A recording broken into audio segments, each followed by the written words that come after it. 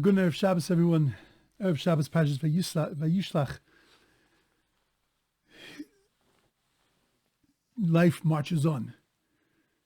Yaakov Avinu is about to return to meet Esav, who he's been separated from for many, many years.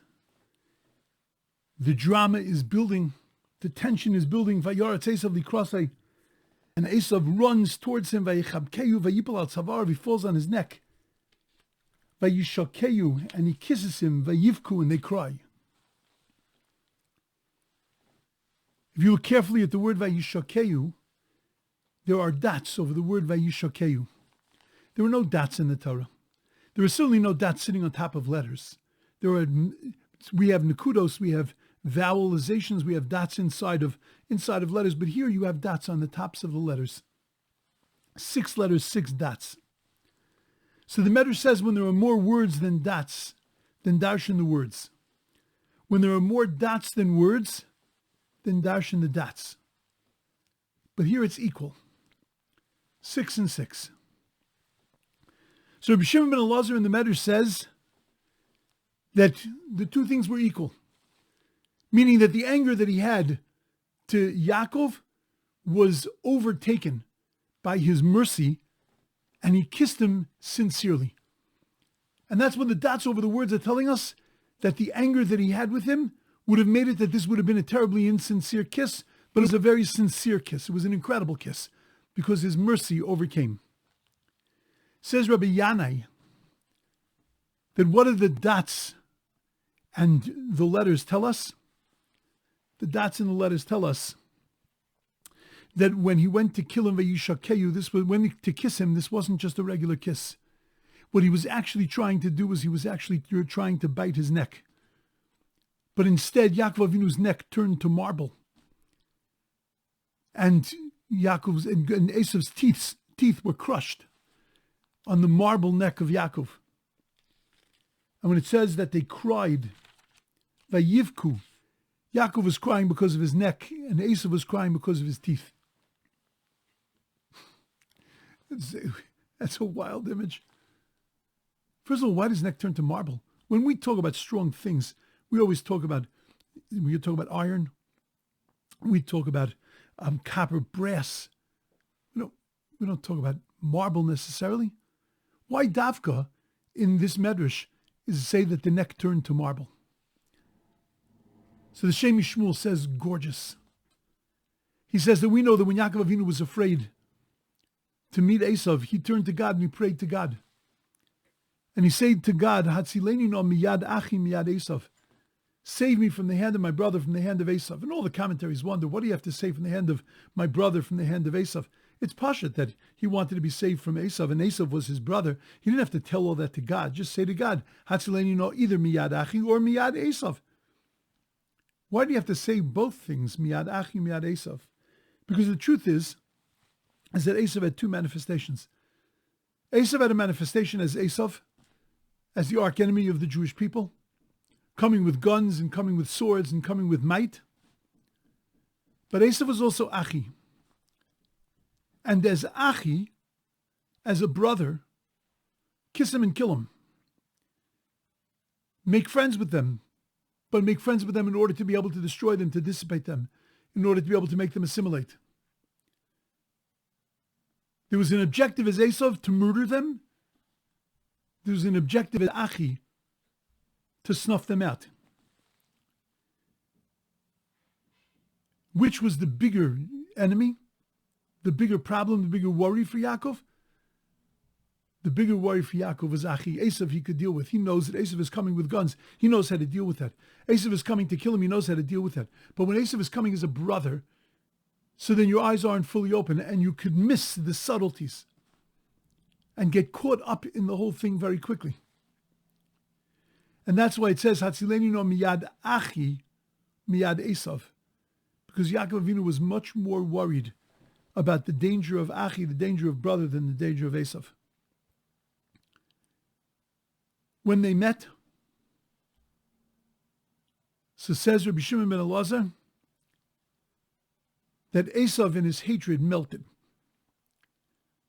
The enemy, Esav, faded away for that moment. But Achi, the desire still to snuff out Yaakov, the desire still to have an effect on Yaakov, the desire still to contaminate and to influence Yaakov, that hadn't gone away. That was unchanged and unaltered.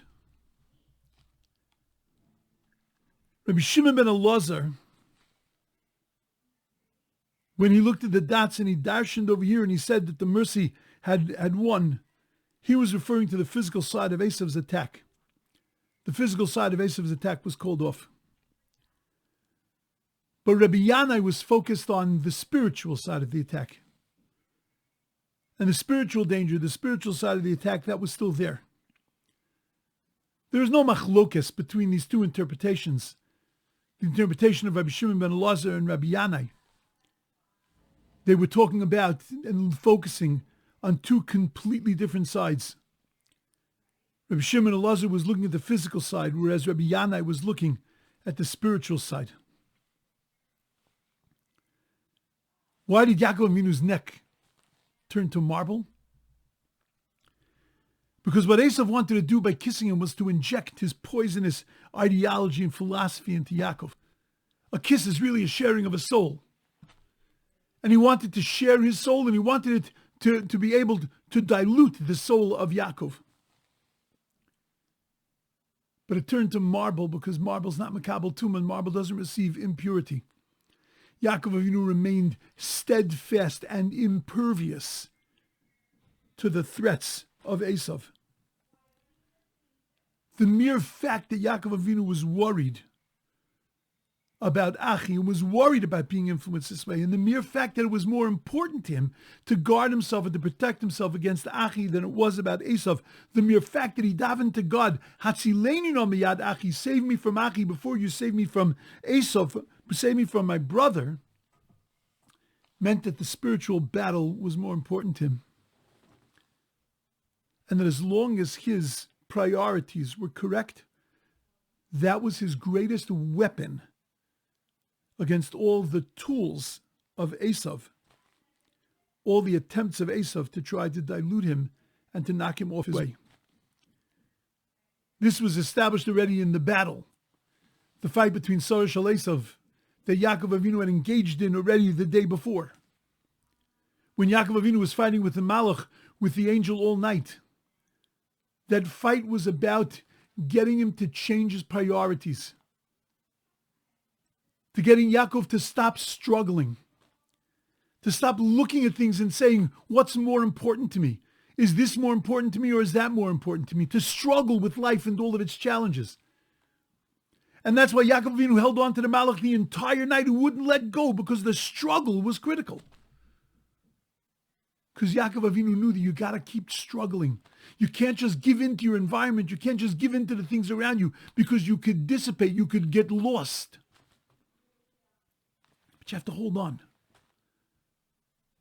You have to constantly be challenging your own values. You have to constantly be looking at yourself and saying, what's the most important to me? What do I have to be most worried about? What do I have to be most concerned with?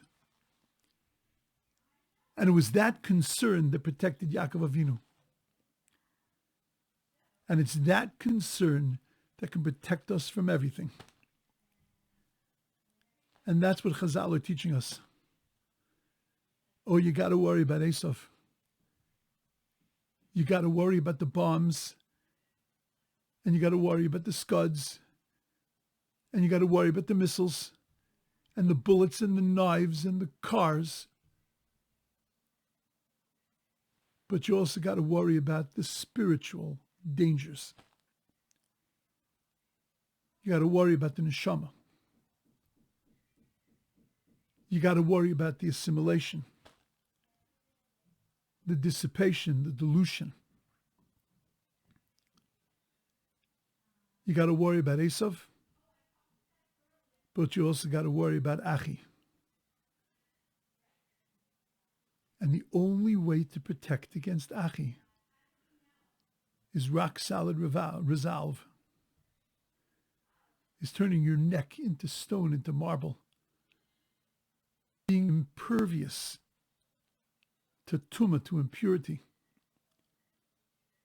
by ensuring that your priorities are correct,